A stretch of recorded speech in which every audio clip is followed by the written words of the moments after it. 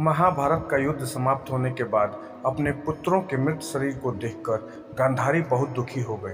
तभी भगवान श्री कृष्ण गांधारी को सांत्वना देने के लिए उनके पास पहुंच गए। तब गांधारी ने क्रोध में आकर भगवान श्री कृष्ण को श्राप दे दिया कि जिस तरह से मेरे वंश का नाश हुआ है उसी प्रकार तुम्हारा वंश भी आपस में लड़कर खत्म हो जाएगा। इसके बाद हुआ भी वैसा ही। सभी यदुवंशी आपस में ही संघर्ष करने लगे थे। ऐसे में देवताओं ने एक दिन वायु देवता को दूत बनाकर भगवान श्री कृष्ण के पास भेजा।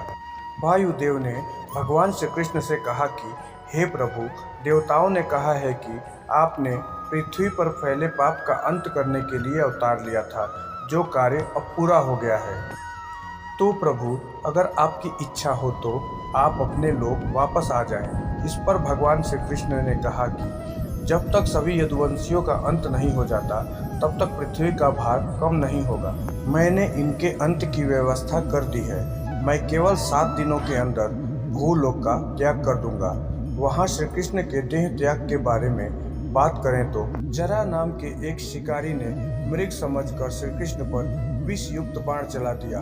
वो बाण उनके पैर के तलवे में जा लगा, जिसके बाद भगवान श्री कृष्ण ने देह त्याग दिया। भगवान श्री कृष्ण के देह त्याग के बाद जब अर्जुन श्री कृष्ण की पत्नियों और अपने मामा वासुदेव से मिलने द्वारिका आए तब वासुदेव यदुवंशियों की आपसी लड़ाई का सारा किस्सा सुनाते हैं। जिसके बाद अर्जुन श्री कृष्ण की 8 पत्नियों और बाकी बचे द्वारका वासियों को लेकर वहां से निकल पड़े। अर्जुन जैसे ही द्वारका वासियों को लेकर द्वारिका नगरी से बाहर निकले, तभी बहुत तेज गर्जना के साथ पूरा नगर समुद्र में समा गया। फिर अर्जुन जब भयानक जंगल को पार करते हुए पंचनद देश पहुंचे, तभी वहां लुटेरों ने उन पर धावा बोल दिया।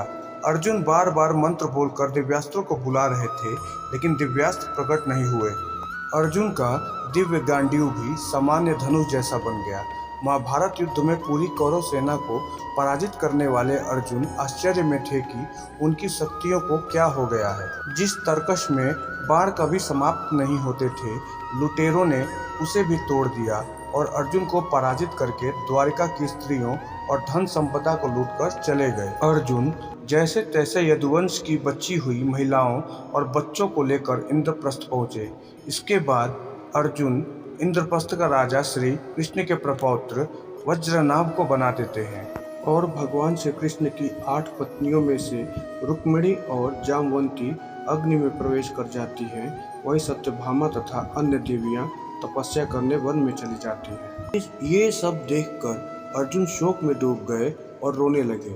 लुटेरों से पराजित अर्जुन किसी तरह से महर्षि व्यास के पास पहुंचे और पूरी स्थिति बताई।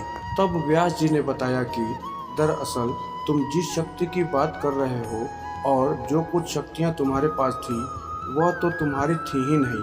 सारी शक्तियों के स्वामी तो स्वयं श्री कृष्ण। जब तक वह तुम्हारे साथ थे तब तक उनकी शक्तियां भी तुम्हारे साथ थीं। उनके जाने के साथ वो शक्तियां भी चली गई।